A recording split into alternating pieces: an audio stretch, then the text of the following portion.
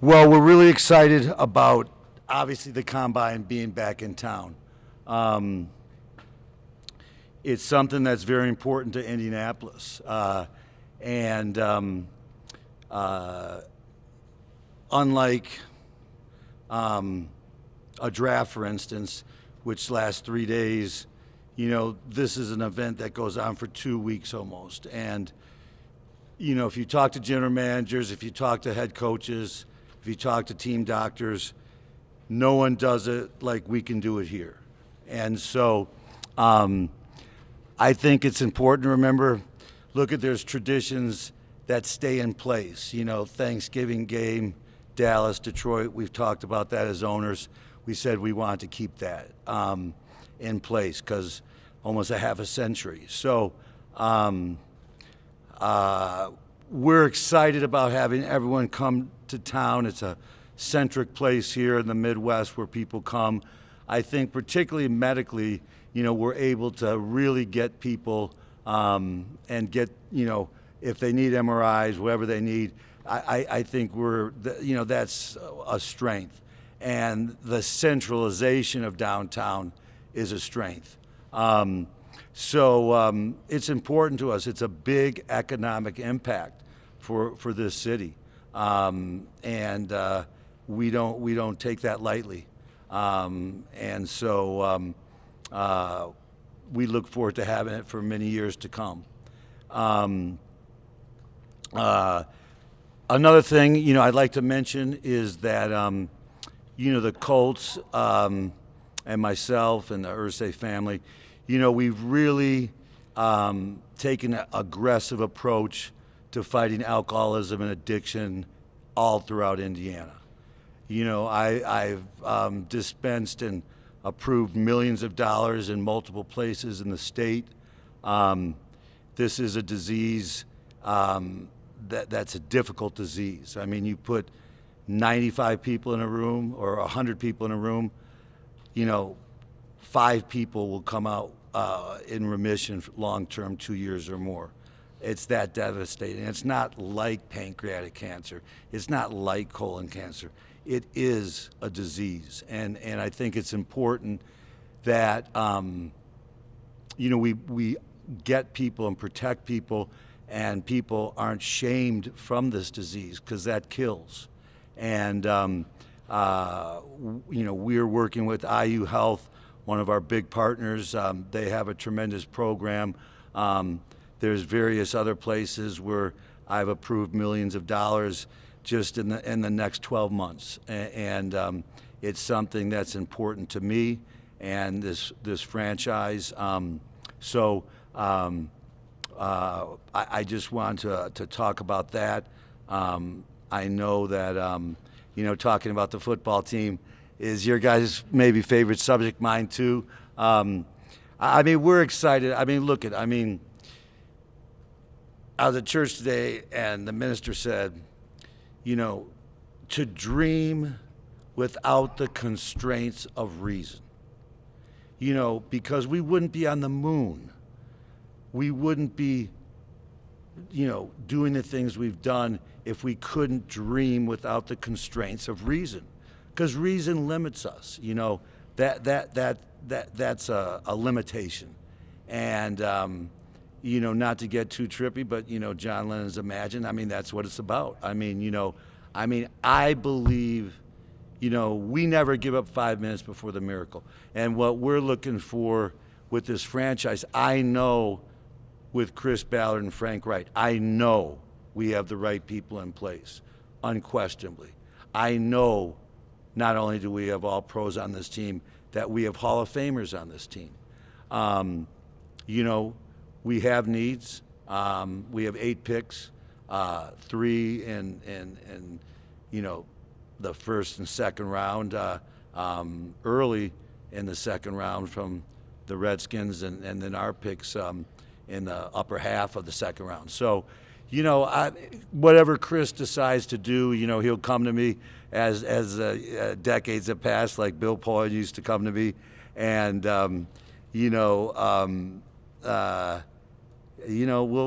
we'll put out some smoke signals. They'll all be intended to be misread, and we'll quietly make the pick, and we'll see what happens. I know you guys want to ask me about Andrew. Andrew's my friend, and I miss my friend. I love winning games with him.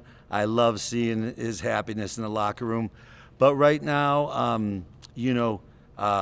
I know Coach has had dinner with him. Chris has had dinner with him. But I really, I can't comment on anything in terms of, will he ever come back? Is he coming back this year? Is he coming back next year? I don't know. I haven't asked him, and I think right now he's doing the most honorable and the thing that I would want him to do the most. He's an excellent husband and a tremendous father to Lucy, and to me, that's where we all start as men and women. So he's already past the curve, and so we'll see what happens. It's definitely interesting. I'll tell you that. We've had some interesting discussions on all sorts of things. But hey, if we're going to the stadium for a Sunday night football game, we're lining up with Jacoby today. So I'm really excited about our football team. Quentin Nelson, Darius Leonard, Bobby Okereke, we think is going to be a big-time player, Pro Bowl player. We love Kenny Moore. Love the whole offensive line. Marlon Mack, we love, but we love the other two guys backing him up, three guys, really. One thing I do, and I was disappointed with, and I don't understand, is why we were what we were, which was a playoff team winning playoff games, and we didn't have one home game on national TV last year. That's unprecedented. I don't understand that. So it's something that I just have to pursue, and me, I protect the Colts turf, and I love Colts Nation, and I will fight as hard as I can, to accomplish the things we do. It's about winning on the field and winning in the community, and it's just a privilege. As I said, with Edgerrin James asking me to induct him into the Hall of Fame, to be asked by two players within 5 years, I'm overwhelmed. With just humility and gratitude. It just really almost the greatest honor an owner could be bestowed. But I love those guys, man. I love them. I wish they'd never go old. I remember, looking at, I was standing right behind Marvin, Edgerrin, and Peyton when they were young, and they were coming out of the locker room, and I just froze that image in my mind, and I said, don't you ever forget this, son, because you won't see it again, And so I'll just open it up to questions from there, guys. Jim, how tough will it be to keep the combine in Indy? You see it going to prime time. Do you sense that the argument will get tougher, or are you confident that you can lock this thing up long term? I see us locking it up long term. Listen, we're a medium-sized market team, and that sort of thing. I think it helps to keep balance, if you will, in the league when you're medium or slightly smaller market. But the main thing is we do it better than anyone else. No one can do it as good as us. And in the end, isn't that what it's about? Do you guys realize that over the next, 5 years, we will roughly spend $40 billion on player costs. $40 billion as a league. I think you'd want the right information if you're making that investment, and you can't get better than Indy right now. Jim, two things. That feeling that you feel like it will get locked up long term, is that just optimism, or is that something that's based on conversations or evidence that you've seen? And just why has that been so difficult maybe to happen? Well, I think it's just as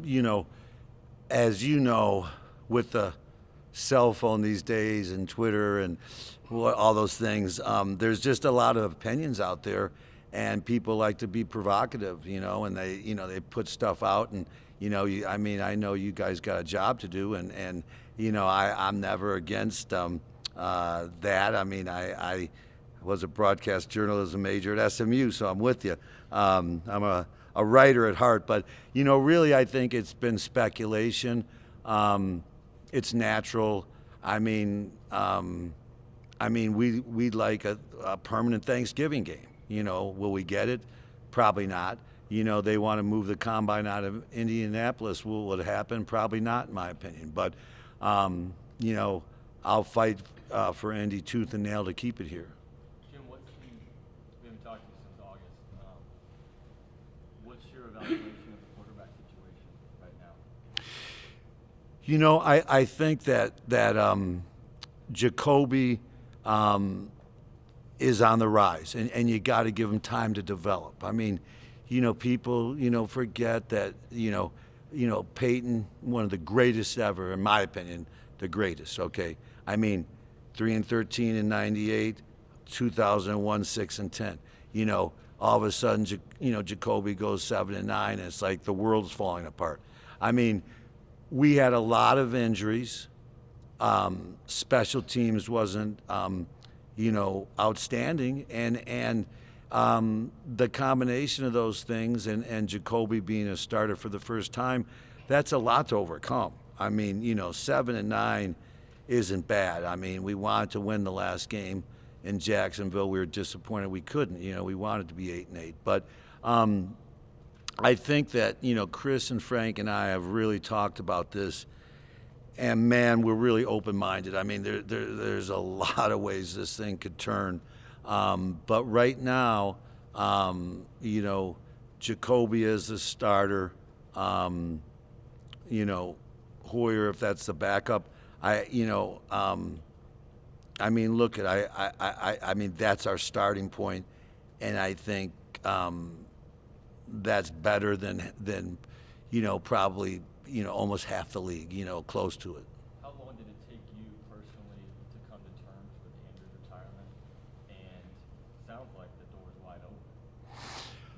Well, I don't think that you ever quite come to terms with that. He's a special guy for your organization. At 29 years old, I told him, I said, Andrew, this is a free country, and I respect your decision. I would never want to talk someone out of that, because this game is played, it's not a contact sport, it's a collision sport, and it's a tough game. However, these days, quarterbacks are protected more than ever, anyone knows you touch a quarterback, that flag's on the ground 15 yards. So I think that's a benefit, and I tried to make the argument, also that, what about the $700 million you're leaving on the table? But I think in the end, honestly, I mean this, the Colts, I think will have an outstanding decade, and I think Andrew will have an outstanding life. If those things meet, it's very possible, but it's also not possible. And I really don't have any updated information more than that, because we just haven't talked to him. Chris and Frank, they talked about Lucy, about family, about different things, and so really right now it's just something that we'll see what happens. But like I said before, we have to go on with the assumption that he's not coming back. If he comes back, that's easy. That's easier. But we'll keep evaluating that position. We know. You guys know how important that is. I know how important that is. So I know we'll find the right answer. And if Jacoby can, have a much higher ceiling and excel, that's a possibility. If we, draft someone, that's a possibility. It doesn't have to be the first round. There's a lot of good players out there, I know we were going to take Russell Wilson the year we took Andrew in the 4th round, but he was gone in the 3rd. But we were taking him. But that's a long story. We were also taking, just you can go down and feel the pain too many times, unfortunately. We'll see what happens, but that position obviously is very important. Do you think Adam Vinatieri's played his last game in the Colts uniform? I don't know. I know he's rehabbing that knee, and it's something Chris and Frank will talk about and give their opinion to me. As an owner, I occasionally step in, but it's not often. I like to give my people room to make mistakes, because oftentimes that's how you learn, the best way of learning. It hurts, but you learn that way. And so, I don't know. He's rehabbing now. Adam knows how much I think of him. He's unbelievable. We were out here with PGA players, and no one from 220 on a side shot, he takes McAfee's rescue club and hits it on the green, while the top 60 players in the world, only one could get it on, but Adam got it on. And I said before he hit the shot, you watch, Adam's going to put it on the green, because Adam's just a winner. And any great-great-great-great-great-grandfather that got out of Custard's Last Stand, man, that's good. That's good energy, man. So I don't know. We'll see. He's in a rehab mode now, and we're in the mode of trying to put the team together. Jim, so the options you have at quarterback, whether it's a 1st round, 2nd round, 3rd round quarterback, drafting one, free agency, would you be in favor of getting a veteran guy? People connected the dots with Phillip Rivers because of Frank and Dick. Would you consider a veteran guy who's maybe got a year or 2 to play? Well, I can't talk about any specific player. I would just say that all options are open, Mike. We've all challenged each other to keep the ancient enemy of rationalization out of the room, and not let the board creep up just because someone on the board, there's such a need there. You start saying, yeah, but this scout said this. And I know you have to keep that out of the room and be focused, and we have to hold each other accountable, the 3 of us, and we do. And it's my responsibility in the end to ask the right questions. Frank and Chris are responsible for the answers, but I'm responsible for the right questions. And I ask them, and generally, almost always go along with, in the end, on draft day, Chris is going to make the call, on this, the quarterback position, the 3 of us will make it, we have to. It's too big of a decision, but, all options are on the table, Mike. It's really, I've never quite been in a year when this was so unusual, if you will, but it's exciting. I look at the challenge. I don't look at it as like, oh God, what are we going to do? Not at all. That's, I see, great opportunity, and I have strong feelings about where this football team can go this decade. Jim, you said you like to give the guys room to do their jobs, but when it comes to cap space, you're the guy with the checkbook. Do you issue a directive? Do you have a philosophy? How do you approach that? No, I think that, Chris and I talk, and you guys know I've never been shy in spending. I spent $100 million of my own money keeping that team together when we were in the smallest stadium in the league, with just about the lowest ticket price until the new dome came online.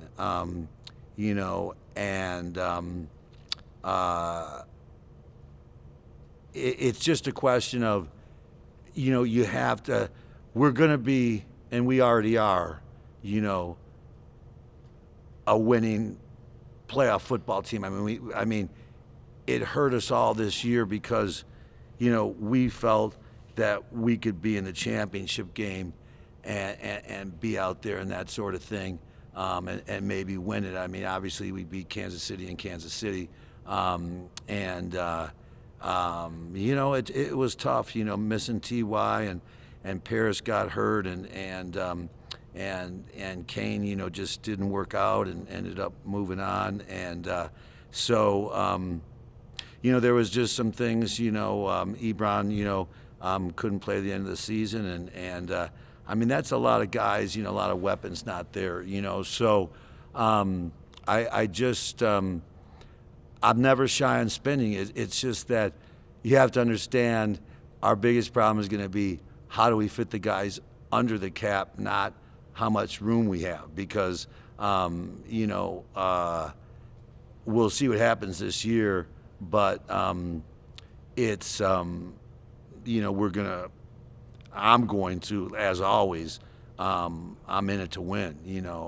I mean, it's not that I love winning so much. I just hate losing. I just hate it. I mean, I just hate it. I've had to make some amends in my younger days, just for the frustration of losing.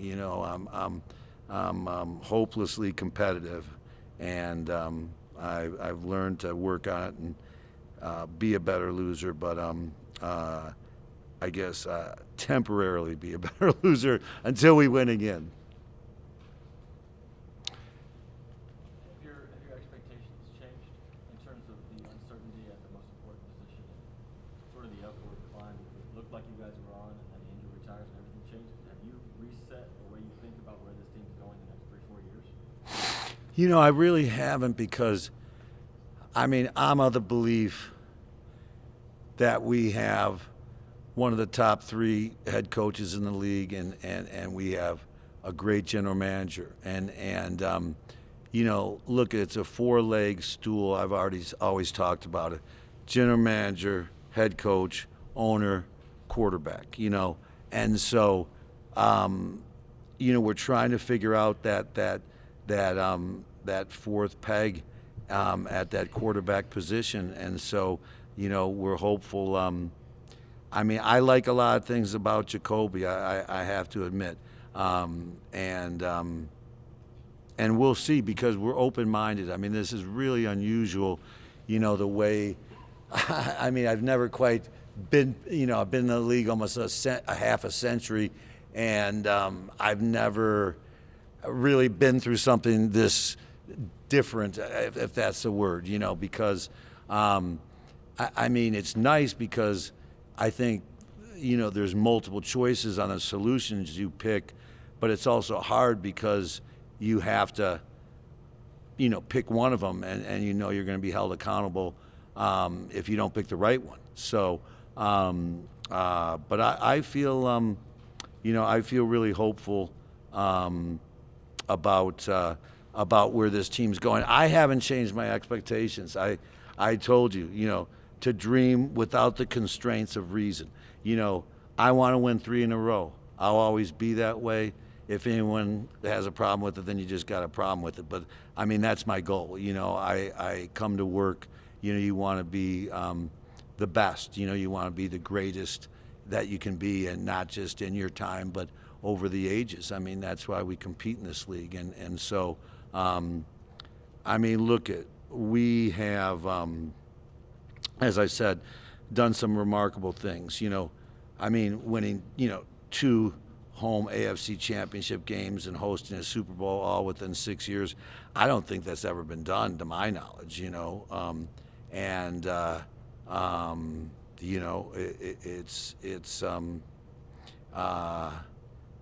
It's something where I'm just. Me, I'm never going to change my expectation. I'm within reason, but I will say this: no shortcuts. Shortcuts get you one place back at the end of the line. This is hard. That's why it's so meaningful when you accomplish it. If it wasn't so hard, it wouldn't be that meaningful, holding the trophy. And I'm happy for Andy Reid. He's a friend of mine, and Clark Hunt. I congratulated him, and it's awesome. It's awesome that those guys finally got it done, and Andy got it done, and Mrs. Hunt's been a friend of mine for a very long time. And you guys all know Lamar was like an uncle to me. I mean, I thought the world of the man. I mean, we need more of his creative thinking as we go forward. I mean, he was brilliant, and so, I loved what his dad said, though, when he started the AFL. His dad was a man of few words, and big oil.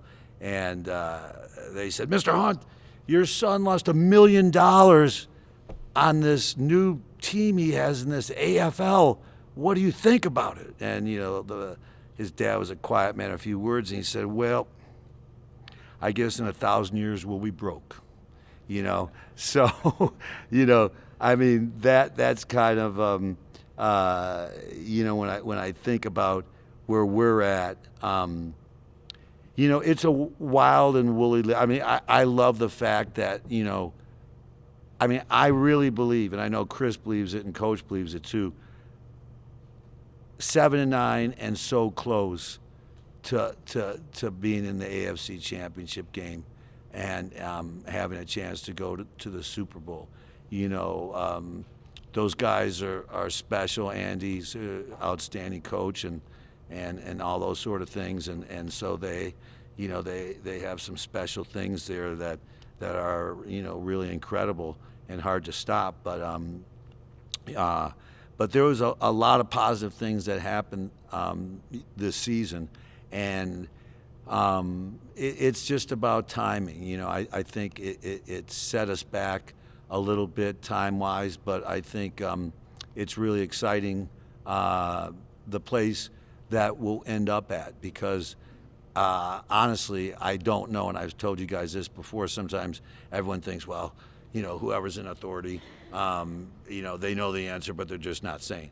But most of the time, the people in authority don't know the answer, and they're trying to find it, more times than not. So, I looked in that very back room, and there wasn't any guy with a long white beard sitting there with an answer, the door just didn't open. So, but we'll figure it out, and we're gonna have greatness this decade. I can promise Colts fans that, and we're really excited.